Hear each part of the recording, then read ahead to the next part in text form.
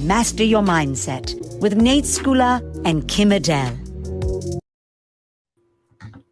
Hey. Hey, Kim. Nice to see you. And you, lovely. How's your week? Good. Very good. I've been really delving into this topic, right? And self-leadership is just a huge topic, and it ties into so many different things, as I'm sure you're aware. So, Kim, self-leadership, according to Google, right? Like Charles Mance, he coined the term in 1983, but like self-leadership, it goes way beyond 1983, right? Yeah, everyone thinks self-leadership in some form has been around probably since the start of time. We probably just didn't have the label for it, because it's been those moments where we have to make our choices. The life throws us what life's going to throw us. I always say life loves to throw us a plot twist. We might think that we're heading in a particular direction, but then something will get thrown into our path, and we have to make choices about how we're going to deal with that. So I think for me, that's where self-leadership comes in. It's that piece that says, how do I maintain control over my emotions and deal with the facts? Because one of the things that I know for me personally is I often will be responding to the emotion, not to the fact. It won't be what's happened, it's what I've made it mean. And that's when I start to feel out of control, because I'm operating in emotion. And it's very difficult to operate in emotion and deal with fact. So taking a moment of pause to breathe and go, okay, let me just really split that down. What part of that is factually happening, and what other part of it is me responding to the emotions of what I've made it mean, because I'm basing that on my past. And if I can separate those out, then I can actually take the actions to deal with the facts and come back and deal with those emotions. Yeah. It's such a huge topic, this one, like I say, and I agree completely. Like, being able to separate fact from emotion is absolutely key, right? And as part of my study into this topic, I ended up getting into Man's Search for Meaning, the Viktor E. Frankl book, and I've been wanting to read that for a long, long time. So I'm kind of 2/3 of the way through that at the moment. And what really stood out for me was a quote from this book. And Viktor Frankl said, "Everything can be taken from a man but one thing, the last of the human freedoms, to choose one's attitude in any given set of circumstances." So to choose one's own way. It's deep, right? Yeah, hugely powerful. And I think that is around our choice. I've often said that we can't choose how people behave towards us or the situation we find ourselves, but we do get to choose our response. And he is an outstanding example of somebody who chose his response in some of the most unimaginable circumstances. I can't begin to imagine what it must have been like to be in that situation, to have felt like, actually, what really could I control? And yet he found a way to find something to control. And I think, one of the things that I've identified over the years, not I've been anywhere near anything as traumatic as that, is that the only thing that's greater than fear is hope. And hope's the one thing that somebody can't take from me. I have to give it up. And whilst I refuse to give it up, while I cling on to it, no matter how unrealistic it feels like that there is really any hope, it allows me to stay focused on the chance, the opportunity that it could get better. And I guess to me, that's how I would try and articulate what he was saying, which is that was the one part that he could control. He could control the fact that he still believed, he still hoped that no matter how dire, no matter how unimaginably horrible his situation was, that they couldn't take that last bit away from him, that last bit of human spirit that he clung on to and used as the catapult for the rest of his life. Yeah, it was very interesting because of the way that he said that that's the only thing that he could control. Nothing else was within his control apart from how he reacted to the situation that he felt himself in. And Yeah, I can strongly recommend this book to anyone that hasn't read it or listened to it. It's on Audible. But since my visit to Auschwitz, I think it really put my life into perspective, actually. And self-leadership and how you kind of handle what life throws at you, right, is a big part of that. But I know you come from like big corporate background, so you're used to helping other people to kind of live life in a better way if they're perhaps going through bad situations or redundancies or whatever. Like, you've got masses of experience with that, and I found that particularly interesting to talk to you about when you had to run massive redundancy programs and how you didn't get any grievances at all, and how you kind of help these people. Like, it must have been really, really hard to do that. It is, because it's one of the most traumatic experiences for individuals. And as a leader, it's really hard to be the one that's responsible for that, to be stood in front of these people and saying, as a result of me, you're going to end up not with a role at the end of this. You're going to have to find a new way of surviving. But actually, one of the things as we go through all of this, as you go through a consultation, is that people start to respond to what they've made it mean rather than what's actually happening. So they've decided that the reason that they're in this situation is because they're not good enough. You don't want them to be there. You've never liked them. Whatever story they've created, that's where they get themselves hung up. And it's like, that's not true. The facts are, as an organization, we were unable to weather the storm. There were challenges that came in that we weren't able to navigate. We weren't able to lead you around them. And so you are being impacted as a result of this. But it's not because of you. It's being done to you. You are unfortunately having to live with the consequence. But the reason I say it's not about you is it's not because of anything you did. It wasn't because I wouldn't love you to work with me for the rest of your life. It wasn't because you're not a great employee. So don't make it those things. The facts are, as an organization, we can't survive on this cost base. We either cut some costs or we go under. And that would mean even more job losses. Stare the facts. And in any situation like that, facts are your friend, because everything else we create is a story. And the story is always based on emotion. And that can be really hard to cling to. So for me, whenever I've been dealing with anything challenging for other people or challenging for myself, I've looked at what are the things that I can control. And then I'll cling to them like a life raft in the stormy sea of my mind to go, all this other stuff that's swirling around, all these stories I'm creating, I can't change them. I can't do anything about them. If they're true, there's nothing else I can change. But actually, what are the things I can change? What are the things that I can do? And if I focus on those, I feel back in control. Even if not fully control, I feel in control of something. And more importantly, I feel in control of how I feel, because I'm able to be focused inward on that. Yeah, very much.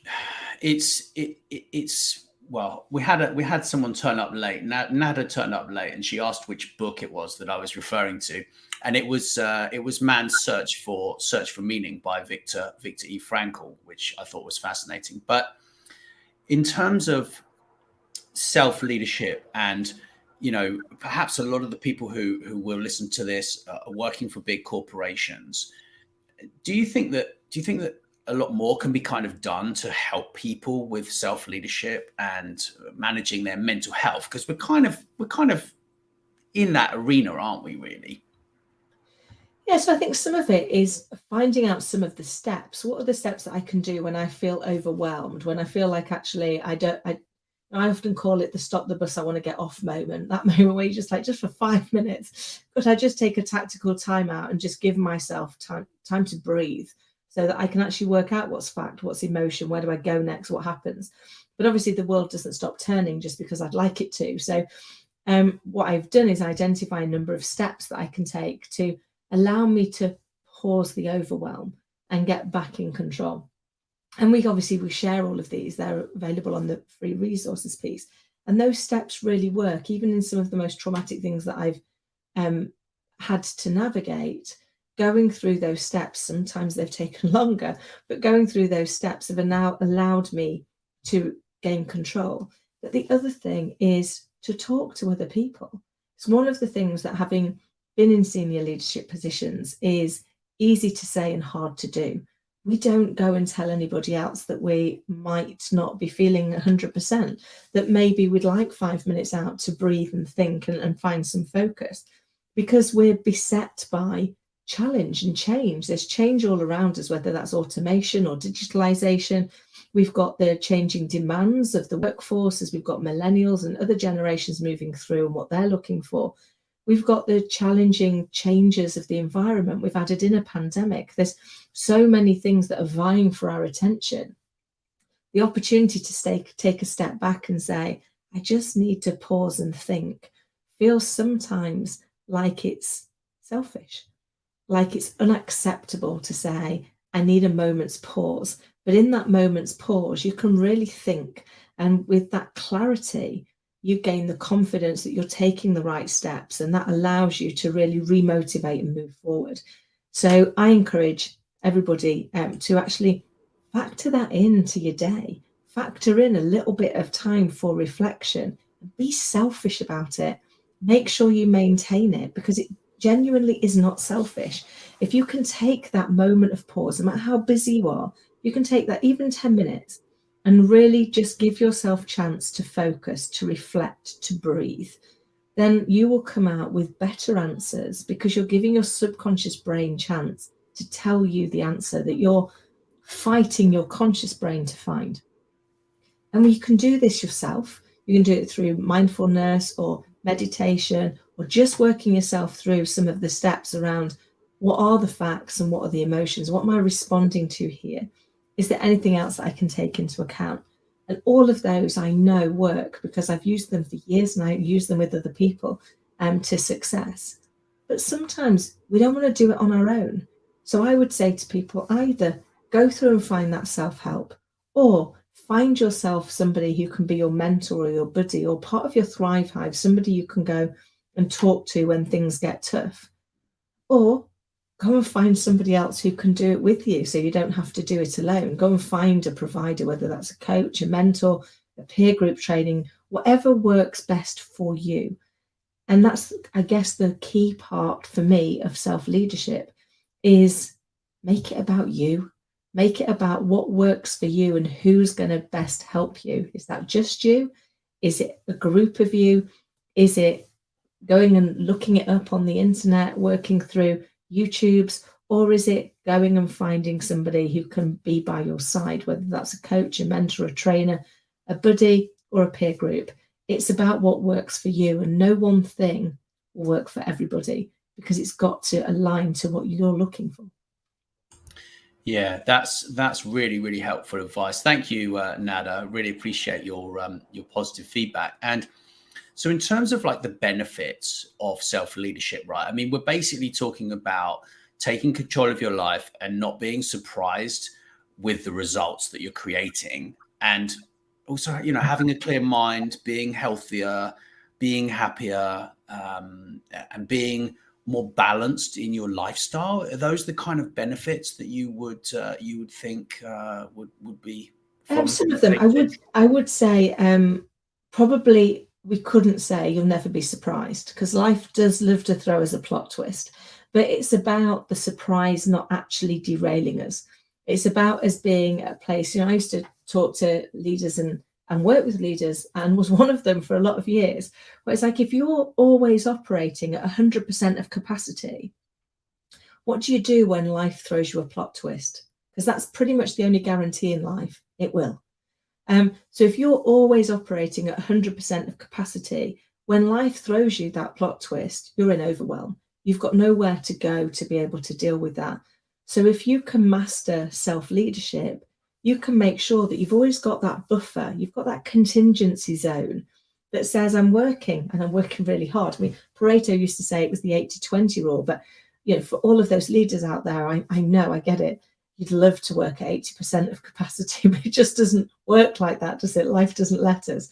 But if we can work really hard on self-mastery to enable us to be working in that 80 to 90% zone most of the time, then when life throws us that plot twist, when we get the new challenge, when something out of the blue like the pandemic comes, we've got a little bit of contingency that we can operate within to enable us to find that pause, to enable us to gain clarity. Because the key things for us in being successful is we've got to have clarity on exactly what it is we're trying to do, why we're trying to do it, and who we're trying to do it for. We've got to have the confidence that we can actually do it, either because we have the skills and the support and the team, or because we can find the skills, the resource, and the team to do it. And then we've got to commit. We've got to commit that even though it might be uncomfortable, even though we might have to learn new things, we might have to no longer know what we don't know, but step into that unknown, we take that action. We move forward into that uncomfortable place, because it's in our uncomfortableness that we grow. But if we've got the right support network behind us and we've got that little bit of a buffer, that little bit of contingency, then we stand a chance. And it's something that we do as leaders all of the time. When we think about our business plans, when we think about our project planning, we wouldn't accept a business plan that didn't have a bit of contingency. We talk through our risks and our opportunities. That is our contingency. We trust that not all of the risks will play in, and that some of the opportunities will, and that builds us that buffer. The same is true in projects. You always assume that there will be an element of contingency, and yet we don't do it for ourselves as the leaders in those organizations, those operations, those processes. And we need to, because exactly the same is true for us as is true for them. For every one of those risks that comes in, we're going to have to lead our way through it. For every one of those opportunities that come in, we're going to have to lead how that alters the landscape and what we're looking to do. So I think taking the discipline that we already have as leaders and that we utilize every day to ensure our business planning, our strategy planning, and our projects are successful, we need to replicate that within our self-leadership to give us every chance of success to be able to be our most effective. Yeah, once I started to unpack this topic, I realized like how big a topic it actually is. I had no clue, really, to be honest, how large a topic. But it's integrated with self-motivation, right? Because part of, self-motivation is part of this topic, right?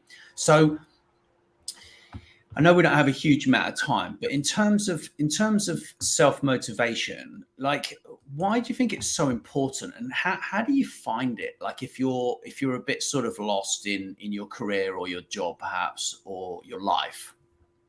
So for me personally, and Wendy, great comment about an accountability partner. They're a great way of doing this. Somebody who keeps you on track, and that actually it's really, sometimes it's easier to let yourself down than it is to let somebody else down. So if you've told them you're going to do it and you've not done it, you feel a bit bad, you've wasted their time. So you're right, that works perfectly. But I think for me on self-motivation, I always look at, there is a cost of doing something. So I'm going to have to get uncomfortable. I'm going to have to go and do something that I don't want to do. I'm going to have to change a habit, and that's not very comfortable. But there's a cost of not doing it. There's a cost of staying where I am. So I have to work through, what's the cost of doing it? What's the cost of not doing it? So staying still costs me. And then what's the payoff for doing it? Because then in the balance, what I look at is, yeah, it's going to be uncomfortable, but the payoff is greater than the cost. And what it's costing me to do nothing is too much. It's more than I'm willing to give. But for me, I love Simon Sinek. I love the whole start with your why, understand what your purpose is. But for me, I would like to build on that and say, I need to know what my why is. But I also need to know what my who is. So why am I doing it? Who am I doing it for? Because sometimes that's the thing that enables me, the combination of those two, to power through. When you want to give up, when it all feels a bit too hard, you just go, oh, it's just not me, I can't do this, is to say, remind yourself not just why you started, but who you started for. Was it for you?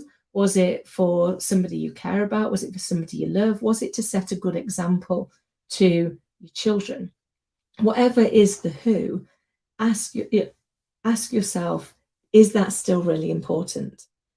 And then somebody told me this a long time ago, and it really worked for me. It's a bit of a hard hitter, which instead of saying, I can't do that, is saying, it's not important to me, and see how that feels. Because when we've set ourselves in a direction that's based on our why, that's based on our who, that is about what we're aspiring to achieve, in those moments where you want to give up, changing I can't to it's not important to me has been one of the greatest motivators of my life, because it doesn't sit well.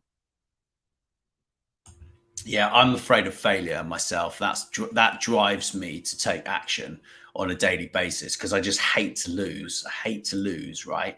But I think all of these things and all of these techniques are very, very personal, right? And that's why, like, I'm really enjoying the study and getting stuck right into this topic, which I think is absolutely huge. And you know, we could talk about this for ages, but I'm actually writing a blog right now, so I will be putting that into the Master Mindset weekly newsletter.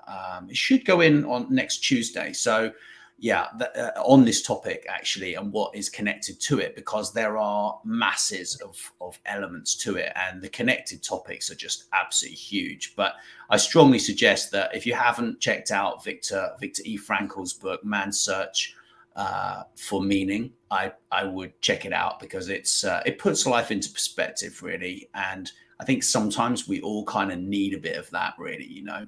Thank you, Kim. It's been most enjoyable. And thank you so much to everyone for watching and listening. Oh, fab. Thanks. It's been a delight. Speak to you next week. Thank you. Thanks for listening to Master Mindset. Please don't forget to follow wherever you listen, and tell your friends.